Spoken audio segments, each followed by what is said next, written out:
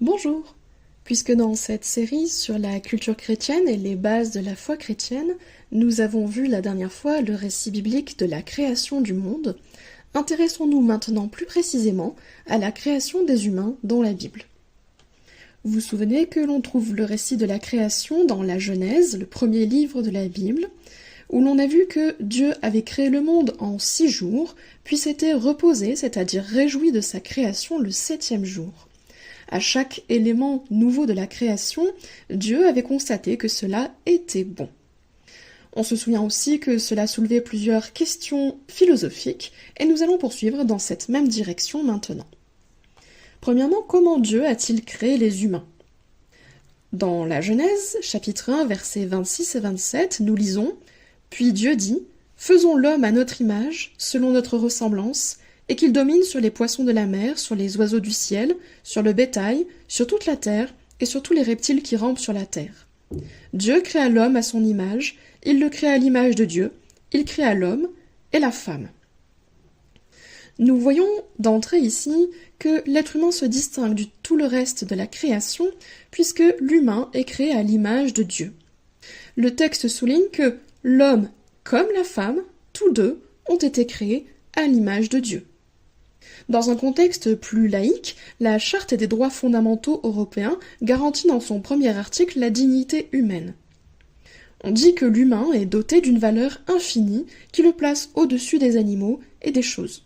Selon certains philosophes, la dignité humaine signifie aussi une certaine sacralité de la vie humaine.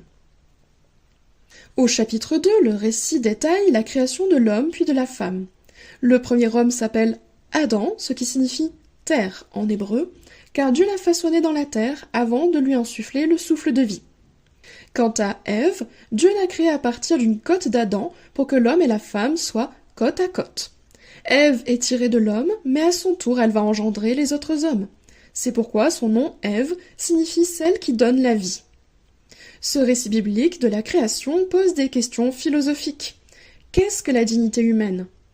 Humains et égaux en dignité, l'homme et la femme sont cependant différents. En quoi sont-ils complémentaires ? Ce récit ainsi que les noms d'Adam et Ève ont inspiré les artistes, notamment Michel-Ange à la Renaissance au XVIe siècle. Sur le plafond de la chapelle Sixtine, Michel-Ange a peint la création d'Adam et la création d'Ève, un peu moins connue. Si on observe cette fresque de la création d'Adam, on voit un contour bleu autour de la colline accueillant Adam. Ce contour bleu symbolise le souffle de vie que nous avons évoqué dans le texte biblique. Nous observons également que Dieu tend son doigt vers Adam dans le but de créer un contact, chercher une relation avec l'homme. Et toute la Bible tourne autour de cette thématique. Dieu désire créer une relation d'amour avec les êtres humains. Si on observe maintenant le tableau de la création d'Ève, on voit qu'Adam est allongé et il semble dormir. Ève sort de derrière Adam, illustrant ainsi qu'Ève a été tirée d'Adam.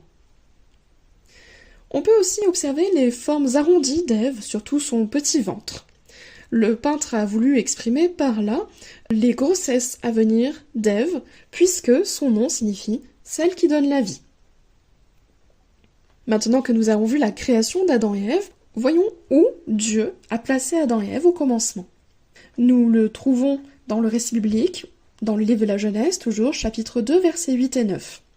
Puis l'Éternel Dieu planta un jardin en Éden du côté de l'Orient, et il y mit l'homme qu'il avait formé.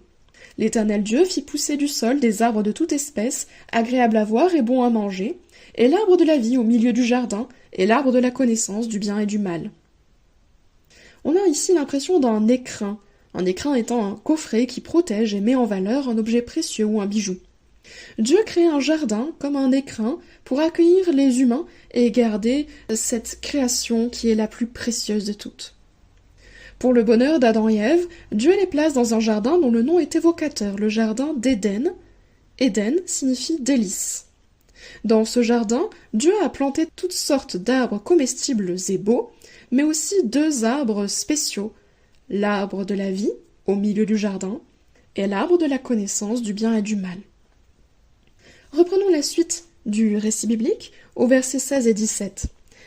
L'Éternel Dieu donna cet ordre à l'homme. Tu pourras manger de tous les arbres du jardin, mais tu ne mangeras pas de l'arbre de la connaissance du bien et du mal, car le jour où tu en mangeras, tu mourras. Selon la Bible, Dieu est amour et vie, par excellence et de manière absolue. Si l'homme mange de l'arbre de la vie, Dieu lui communiquera son éternité et le comblera de son amour. Pour les chrétiens, Jésus est l'arbre de vie. Envoyé par Dieu, il meurt pour donner la vie à tous ceux qui croient en lui. En revanche, si l'homme mange de l'arbre de la connaissance du bien et du mal, il voudra décider lui-même de ce qui est bien ou mal et commencera à vouloir le mal. Alors, il mourra. Vous devinez bien de quel arbre malheureusement Adam et Ève ont mangé dans la suite du récit. Et on se retrouve bientôt pour en parler ensemble. Merci pour votre écoute. À bientôt, au revoir.